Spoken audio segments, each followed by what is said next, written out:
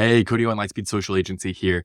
Rather than give you just the high level theory of how to run Facebook ads for your lawn care business in 2024, I want to give you some actual stats and metrics that I have from running hundreds of thousands of dollars in lawn care Facebook ads every year for the last several years. I want to give you some specific numbers that you can hold yourself to, that you can kind of measure your progress against. If you beat me, hell yeah.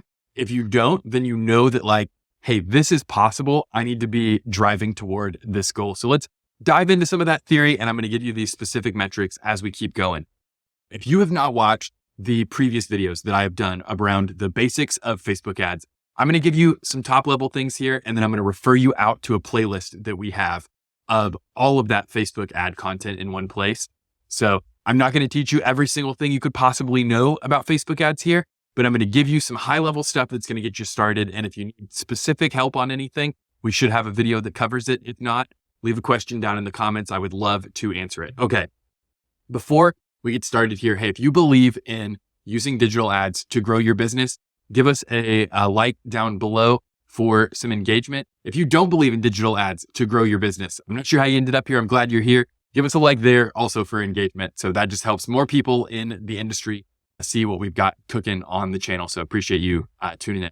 Okay, jumping in real quick, things that are immediately different from last year, or at least things that are on my radar, I think should be on your radar going into 2024 and the big advertising season in the spring. The first thing is that you want to make sure that you're covering all of your placements across Facebook and Instagram. And that means that we have to talk about a few form factors that have been, maybe were coming into standard last year, but you didn't necessarily have to think about them as much. The big thing is that short form vertical content that I am sure you have heard about by now. This is the style of YouTube Shorts, TikTok, Instagram Reels, Facebook Reels. They're everywhere. You want to make sure that you've got creative for your ads that runs in those spots where the vertical videos go. This is something that you might not have a lot of competitors doing. So you might be, for someone who consumes a lot of Instagram Reels, that you might be the only lawn care company that they see in that space. I know from my experience being advertised to in the subdivision where I'm at now, I am only seeing ads in the 16:9 horizontal video, just like this video you're watching now. In my normal Facebook feed, I am not seeing as much or any yet in that vertical format. So make sure you've got vertical format going. We talked about that last year. Another thing's new for this year is 4x5 is a real king on Instagram. And at first I was like, why do we need to, worry about this additional format? And I saw something that convinced me from a user on Threads who pointed out that when you're scrolling your Instagram feed on your phone, it's really, everything is the same width, right? Everything fills the width of the screen. The vertical thing is the only place where we have control over how much real estate we take up when we run an ad. So I would really consider getting some 4x5 content. If you're going to do still images, if you're not just doing vertical video, consider working in that 4x5 format. It's a little taller. Most posts on Instagram are 1-to-1. So we're getting a little bit more height out of this. We're getting 4 parts horizontal to 5 parts vertical. So it's a little bit bigger. Lets you fill up more of their screen as they're scrolling, gives you a little bit more opportunity to be seen. So worth considering, especially if you're running still images in your Facebook ads, which is the easiest way to run Facebook ads. And then a thing that I see a lot of people messing up is that they want to, especially in the spring, when you're trying to sign people up for weed and fert, you're trying to sign them up for mowing. You've got a lot of things to talk about. You kind of present a catch-all ad rather than targeting a specific service. So rather than running that catch-all ad that may not speak to anything in particular for your potential customer, I want you to run separate campaigns or even time them. So run mowing for 2 weeks, then run weed and fert for a week, then switch back to mowing, whatever that should look like for your business, but trade things off so that you can call out those specific pain points related to using another company for that service. For weed and fert, that might be that your lawn looks like shit after you use TruGreen to take care of it. Or don't sue me. TruGreen may do a good job. I don't think they do, but maybe for someone. My personal experience with them was not great. So, you want to call out that sort of pain point that you're paying for weed control and fertilization treatment, but are they working? Does your lawn look better than when you hired this company a few seasons ago? And for mowing, it looks completely different. It might be, hey, we show up every week on the same day. We communicate about rain delays, all that sort of thing, like the kind of thing that a less professional company in your market may not communicate with them about. So you want to work in talking about the specific service that you want them to buy.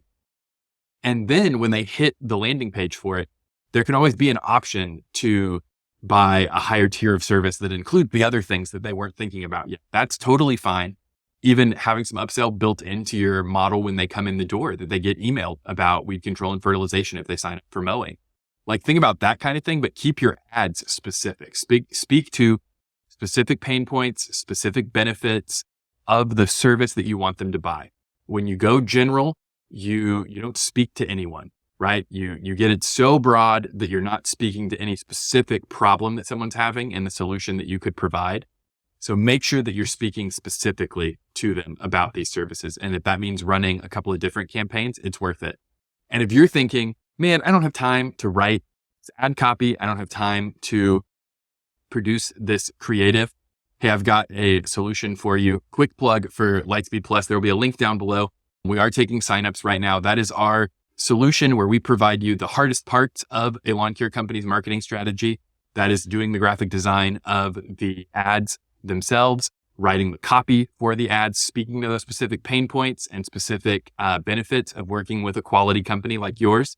So if you would like to meet with me and see if you'd be a good fit for Lightspeed Plus, it is $100 a month, and we are working on it right now with a small group of companies to figure out what works best, what delivery method works best, what other resources do we need to produce to make this the best thing possible for you. So you can be a real part of shaping that. If you've been on the YouTube channel for a long time, you know that I'm passionate about growing lawn care and landscaping businesses so that you can take care of your employees, take care of your families, and take care of yourself. So if that's something we can help you get off your plate for a good price there, reach out, schedule a call down below, and we'll get you signed up. Okay, so we want to have the ads be specific. We want to make sure we're covering our bases on the formats and like form factors of creative that we should be doing, vertical and 4x5 if you're doing still images on Instagram. Okay, now to the promised metrics. I was talking to a friend in the industry, Jared. I'm sure he'll sound off in the comments since I shouted him out by name. Jared, what's up? We were talking about some specific metrics and which ones I think are the most important to look at and which ones I think are less important or are important, but they're relative to other things on your channel. I want to give you the biggest call out here that I think is the one that you can, because I've seen it be consistent across the country, I think it's an important one that we can look at. So this is your cost per click on top of funnel ads on Facebook and Instagram. So if you are running those ads, what I want you to strive for, and if you beat it, like I said, hell yeah, you're doing great. But where I am seeing people at consistently who have decent ad spend and they're running creative that I'm producing, we are looking at about a 70-cent cost per click. So for each person that clicks, we have spent 70 cents getting that ad in front of people. Now that's really good. Talking to some other people who DIY their ads or use another agency, I've seen some higher costs. I have not heard of lower stuff that was specifically top of funnel. When you're retargeting, sometimes it can be lower, sometimes it can be a little higher depending on what we're trying to get them to re-engage with. So on your retargeting, you can expect to see that cost go up north of $1. If it's getting higher than $1.80, $2 a click, I think that you might want to look at whether you've got too much budget assigned to that and too small of an audience where we're just like spending a ton of money for the same 15 people to see the ads. They can only click so many times. So worth it to consider if maybe you need to redirect some of that funding into the top of funnel to get in front of more fresh people. Okay, click-through rate. When I was looking at top of funnel ads for some of my top performing clients, I was seeing on the top of funnel, these are people who are not warm at all. They don't know anything about us other than maybe they've seen a truck and now they're seeing an ad. We're looking at anywhere from 4 to 6%, which I feel pretty positive about. And I would, love to hear you sound off in the comments. If you're seeing something different, I'd love to, get on the horn with you and figure out what we're doing differently, see if I can get something better dialed in there. But as it stands, when you're targeting individual subdivisions, getting 4 to 6 out of every 100 people that live in a subdivision to click on an ad and learn about your company when they don't know anything about you feels really good to me. And it's going to create a snowball effect with time because then you're going to be in the subdivision more more people have opportunities to get those physical touches in the real world with your business, and they're seeing the ad digitally. So if we can continue to drive that 4 to 6% as people leave the audience and become customers, we're just getting in front of the correct people more and more. So cost per click, click-through rate, things to look at. I think click-through rate, it's more important to look at, do we have a huge leak in the funnel? Like you want to look at those conversion rate between stages and say, hey, we're driving a ton of traffic to the page. We're getting a ton of clicks and we're not getting quote requests. If you are seeing hundreds of people hit the quote request page and no one is requesting a quote, or that quote percentage is really, really, really low, like we're talking like 1% follow through and get a quote, something's wrong with that page, right? Or, if you were running an ad that said, I got to make sure I don't get like debuffed on YouTube. If you're running an ad that says like, buy drugs here, and then they land on your lawn care page, they're going to be confused, right? Like if we have something that's like grossly misrepresented in the ad, that can be a reason that someone doesn't click, that's the ad's fault, or that someone doesn't get a quote, that's the ad's fault. But in general, if you're promising them lawn care and they hit your website because they wanted lawn care and then they don't convert, something's wrong with the page. So we want to look at that page pretty deeply. I've got a couple of videos with my friend Riley Potoshnik. He's a web developer, works in the green industry. When I needed someone to build the website for my lawn care business that I'm starting, if you haven't heard about that, there's a video about it. But when I needed someone to build that website, I called Riley immediately and said, hey man, can we get this off the ground? So I've got a couple of videos with him talking about what your landing page should and shouldn't do. So maybe look at that, and then look at you're probably tracking your close rate from things you've quoted to how many people accepted the quote and became customers. But you want to keep that in mind too. If it's too high, if you're getting 100% of quotes, your prices are probably too low and you should consider increasing them until you pull that percentage down. If it's super, super low, if you're only getting like 10%, now if you're making enough profit and you're happy with that, cool. But in general, when we're paying per lead, we want them converting at, 50, 60%.